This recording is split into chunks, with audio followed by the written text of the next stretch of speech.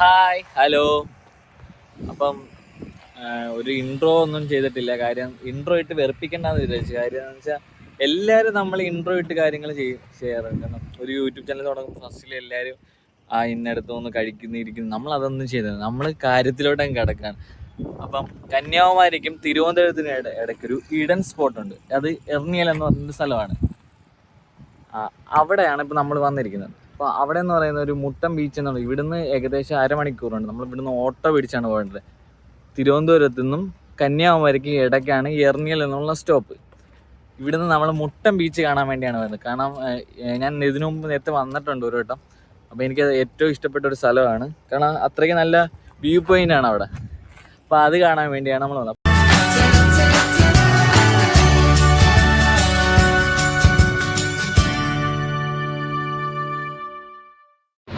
ഈ പ്രാവശ്യം ഞാനും എൻ്റെ ഒരു ഫ്രണ്ട് കൂടെ ഉണ്ടായിരുന്നു. അപ്പം പുള്ളിക്കാരനെ എനിക്ക് ഓട്ടോക്കാരനെ നേരത്തെ എനിക്ക് അറിയാം. അങ്ങനെ അപ്പോൾ അയാളെ വിളിച്ചിട്ട് നമ്മൾ അപ്പോൾ അങ്ങോട്ട് പോവുകയാണ്. ഒരിക്കലും ആരും വിചാരിക്കില്ല എർണിയൽ എന്ന് പറയുന്ന സ്ഥലത്ത് മുട്ടം ബീച്ചും അല്ല, ഇതൊരു കൊച്ചു ഗ്രാമമാണ്. ഇവിടെ ഒരു കുറേ സ്ഥലങ്ങൾ കാണാനുണ്ട്. നമ്മളിപ്പം മുട്ടം ബീച്ചിനെ മാത്രമാണ് ഇപ്പോൾ പറയുന്നത്. അടുത്ത ഇനി വരുമ്പോൾ ഇതിനെക്കുറിച്ച് ബാക്കിയുള്ള കാര്യങ്ങളും പറയാം.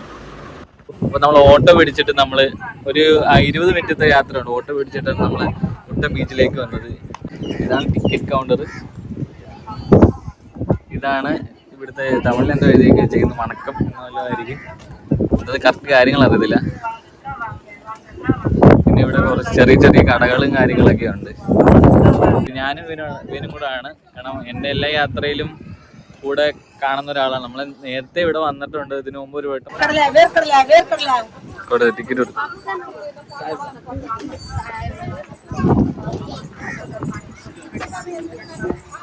ഇവിടുത്തെ ഗവൺമെന്റിന്റെ ഒരു പാർക്കാണ് സത്യം പറഞ്ഞ ഇത്.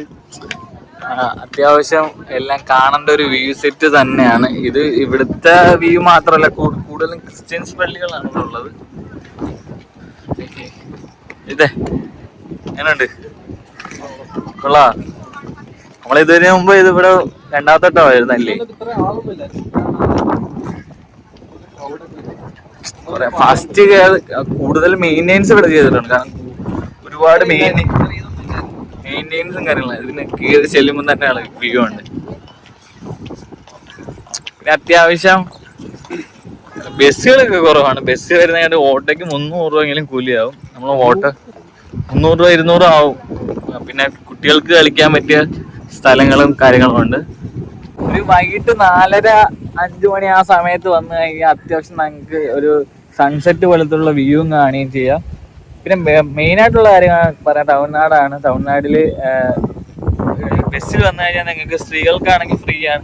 പിന്നെ അല്ലാതെ ബോയ്സ് ഓൾറെഡി സ്റ്റാലിൻ എന്ന് പറഞ്ഞ മുഖ്യമന്ത്രി പുള്ളിക്കാരൻ ബസ്സുകൾക്ക് ഇവിടുത്തെ ബസ്സുകൾക്ക് സ്ത്രീകൾക്ക് ഫ്രീ ആയിട്ടുള്ള സൗജന്യമാണ് കൊടുത്തേക്കുന്നത്. പിന്നെ ജെൻസിന് അങ്ങനെ നമ്മൾ 10 രൂപ ടിക്കറ്റ് ആവും. പക്ഷെ ഓട്ടോയിൽ വരുവാണെങ്കിൽ 300 രൂപയെങ്കിലും ഓട്ടോ കൂലി കൊടുക്കണം നിങ്ങൾ ഇങ്ങനെ പോയാലും.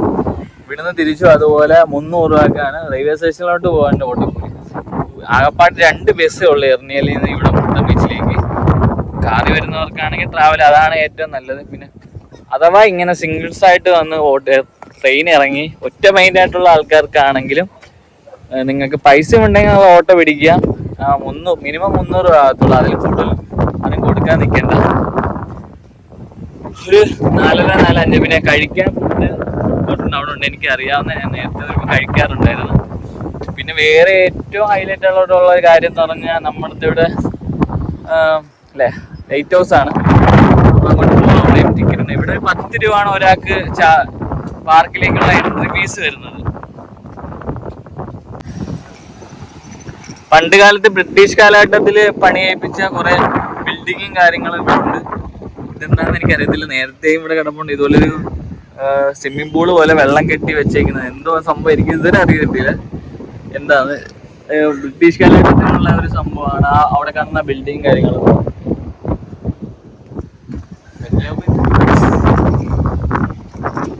പിന്നെ ക്രിസ്ത്യൻസ് പള്ളികൾ കൂടുതലാണ്. ഇത് എന്താണെന്ന് എനിക്ക് അറിയത്തില്ല സംഭവം. കൂടുതൽ ആൾക്കാർ ഫോട്ടോ എടുക്കാൻ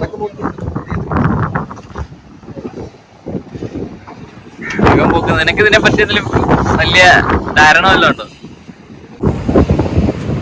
കഴിഞ്ഞ വീഡിയോക്ക് വേണ്ടത്ര വ്യൂസും ലൈക്കും വ്യൂസ് കിട്ടിയിട്ടില്ല. എന്താണ് ആരും കാണാത്തതെന്നൊന്നും എനിക്കറിയത്തില്ല. ചിലപ്പോൾ ഞാൻ പറയുന്നതിന്റെ അവതരണത്തിന്റെ കുഴപ്പമാണോ എന്താണ് മിസ്റ്റേക്ക് എന്നൊന്നും അറിയത്തില്ല. പക്ഷെ ഫസ്റ്റ് അറ്റംപ്റ്റ് ആണ്.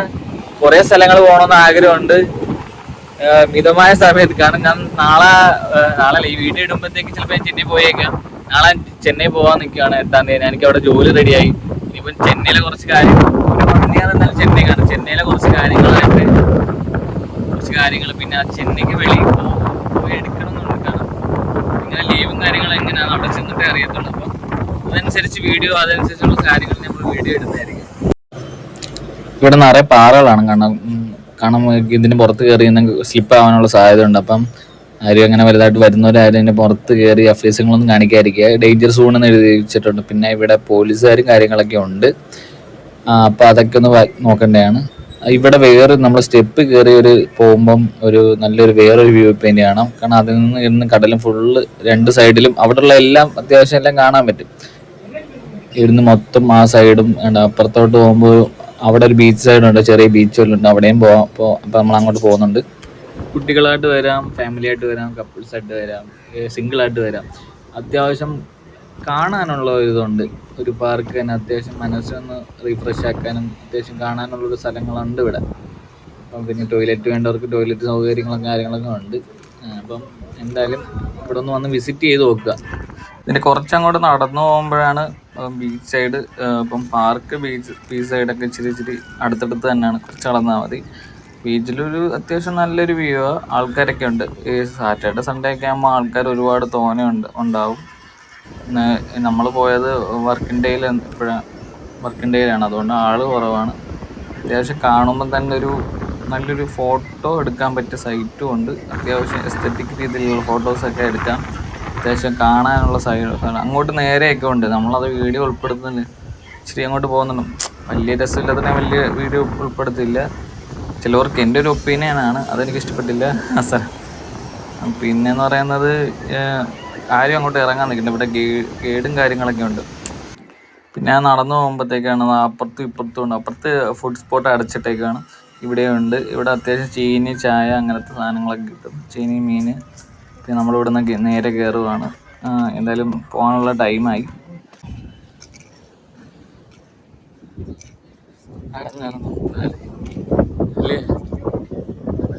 അയ്യോ, നടന്ന് എന്തായാലും കുഴഞ്ഞതുകൊണ്ട് പിള്ളേരായോണ്ട് വീണ്. അടുത്ത് നമ്മൾ ലൈറ്റ് ഹൗസിലൂടെയാണ് പോകുന്നത്. ഇവിടെ നേരത്തെ ഒരു ബോർഡൊക്കെ ഉണ്ടായിരുന്നു. ബസ് പോകുന്നതിൻ്റെ റൂട്ടിൻ്റെ ബോർഡൊക്കെ ഉണ്ടായിരുന്നു. അതൊക്കെ എടുത്ത് കളഞ്ഞു. ഇനിയൊരു നീണ്ട നടത്തിയ കുഴഞ്ഞ സത്യം പറഞ്ഞ 6 മണിയാണ്ടായി. 6:45 ട്രെയിനുണ്ട്. ഇവിടെ ബോർഡും കാര്യങ്ങളുണ്ട്. മുട്ടം ബീച്ച് ടൂറിസം നിങ്ങളെ സ്നേഹപൂർവ്വം സ്വാഗതം ചെയ്യുന്നു. ഇതിൻ്റെ മേൽഭാഗമാണ്. നമ്മൾ കറക്റ്റായിട്ട് ബീച്ചിൻ്റെ വ്യൂ പക്കായിട്ട് കിട്ടുന്ന സ്ഥലം. നമ്മളത് കഴിഞ്ഞ് കയറി വന്നിരിക്കുകയാണ്. ഇനി നമുക്ക് ലൈറ്റ് ഹൗസിലോട്ടാണ് പോകേണ്ടത്. അപ്പം അടുത്തൊരു പാർട്ട് 2 വീഡിയോയിൽ കാണാം. അപ്പം ബൈ.